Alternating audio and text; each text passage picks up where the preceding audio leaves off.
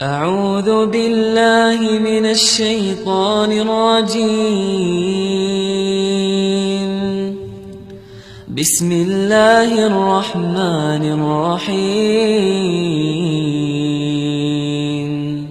قل هذه سبيلي أدعو إلى الله على بصيرة أنا ومن اتبعني وسبحان الله وما أنا من المشركين.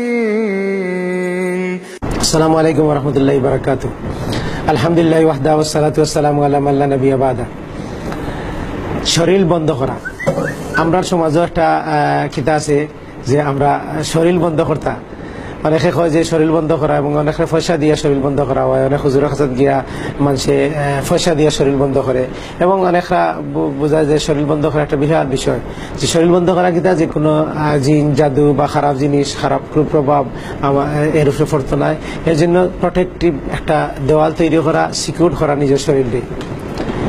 এই সম্পর্কে আমরা দেখি যে কোরআন সুন্নাত এরকম কিছু আছে কিনা না। হ্যাঁ, আমরা কোরআন সুন্নাত দেখতে পাই যে রাসূল সাল্লাল্লাহু আলাইহি সাল্লাম অনেক আমলের কথা কইছেন, যে আমল দিয়া মানুষে তার শরীরে বাদ জিনিস থেকে, খারাপ জিনিস থাকিয়া, ইভিল আই থাকিয়া, বদনজর থাকিয়া, তারপরে জিন থাকিয়া, তারপরে খুব প্রভাব থাকিয়া, এগুলো থেকে নিজের কিতা করতে পারে, সেভ করতে পারে। আমরা দেখি যে রাসূল সাল্লাল্লাহু আলাইহি সাল্লামে আমরা কিছু আমল শিখাইছেন, যেমন একটা আমল হইল গিয়া যে বাড়ি বন্ধ করা। আমরা সমাজে বাড়ি বন্ধ করা হয়, যেমন কিছু হুজুরে আনা হয়, হুজুরে ইয়ালে কিতা করেন, তাবিজ তুবিজতা লইয়া বাড়ির বিভিন্ন কোনাত বান্ধব গাড়ি এখন যে বাড়ি হইলে গিয়ে প্রোটেক্টিভ হয়ে গেছে। এই যে হুজুরদের মাধ্যমে যদি বাড়ি বান্ধা হয় বা শরীর বান্ধা হয়, তখন দুইটা জিনিস নয়। একটা নম্বর হইলে গিয়া যেটা করা হয় জিনের সাহায্য নিয়া, এটা হইলে প্রথমত শিরকের আশ্রয় নেওয়া হয়। দ্বিতীয়ত, এই বাড়ি বন্ধ বা শরীর বন্ধ করার কারণে ওই ব্যক্তি আর আমলের প্রতি নিরুৎসাহিত হয়, তার কোনো আমল করা লাগে না, তার কোনো নিজে কোনো প্রিভেন্টিভ সিস্টেম বা প্রোটেক্টিভ সিস্টেম তার নিজে আর অ্যাপ্লাই করা লাগে না। এ মনে করে আমি সিকিউর আছি, আমি রক্ষা কবচ লাগাই দিছি, এখন আমার বাড়ি এবং আমার নিজে আমি নিরাপদ আছি। এক নম্বর শিরকের সাথে ইনভলভমেন্ট, দুই নম্বর হইল গিয়া সে আমলের প্রতি নিরুৎসাহিত তারা করা হয়। আমরা দেখি যে রাসূল সাল্লাল্লাহু আলাইহি সাল্লাম বাড়ি কিলা বন্ধ করছেন। রাসূল সাল্লাল্লাহু আলাইহি সাল্লাম কইছেন যে তোমরা বাড়িরে কিতা করিও না, কবরস্থান বানাইও না, গ্রেভ বানাইও না। কবরস্থান গ্রেভইয়ার্ডও কিতা হয়, জিন খারাপ জিন এগুলা থাকে খবরের মাঝে। রাসূল সাল্লাল্লাহু আলাইহি সাল্লাম কইছেন তোমরা ঘরে কবরস্থান বানাইও না, ঘর কবরস্থান বানাইও না।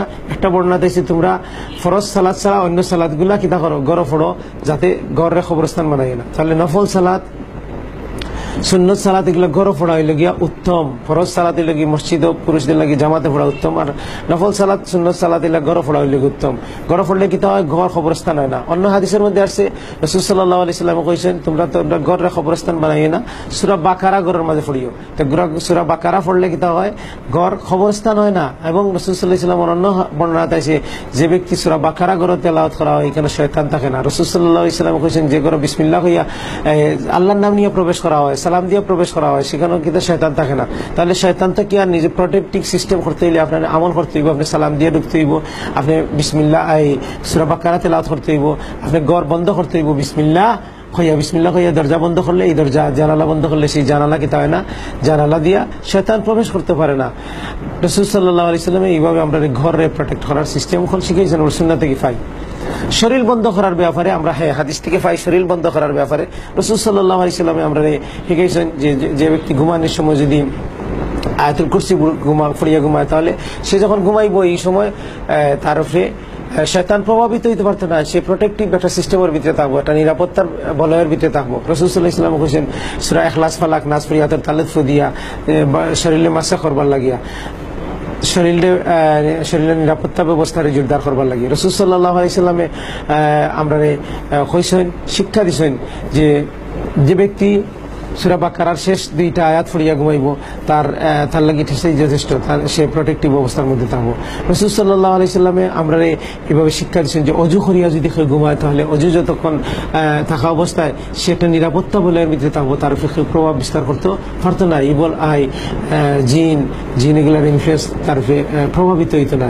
তো এইভাবে গিয়া আমলের মাধ্যমে, সুন্নাভিত্তিক আমলের মাধ্যমে, কোনো ফিরর দেওয়া, কোনো বুজুর্গের দেওয়া, কোনো তরিকায় নাই, রাসূল সাল্লাল্লাহু আলাইহি ওয়াসাল্লামের সুন্নাভিত্তিক আমলের মাধ্যমে আমরা নিজেদের ঘরকেও আমরা নিরাপদ করতে পারি, নিজেদের শরীরকে আমরা নিরাপদ করতে পারি। আল্লাহ সুবহানাহু ওয়া তাআলা সুন্নাভিত্তিক প্রোটেক্টিভ সিস্টেম, শরীর বন্ধ করার সিস্টেম, ঘর বন্ধ করার সিস্টেম আমরা আমল করার তৌফিক দান করুক। মানুষের তৈরি শিরকি, বেদাতি এ ধরনের তাবিজ কবজের মাধ্যমে, হুজুরদের মাধ্যমে ঘর আনিয়া বন্ধ করার যে প্রথা আমাদের দেশে আছে, এইটা থেকে আমরা যেন নিজেকে হেফাজত দিতে পারি। আল্লাহ সুবহানাহু ওয়া তাআলা তৌফিক আমরা দান করুক। ওয়া সাল্লাল্লাহু আলা নবিয়িনা মুহাম্মদ ওয়া আলা আলিহি ওয়া আসহাবিহি ওয়া সাল্লাম। আসসালামু আলাইকুম ওয়া রাহমাতুল্লাহি ওয়া বারাকাতুহু।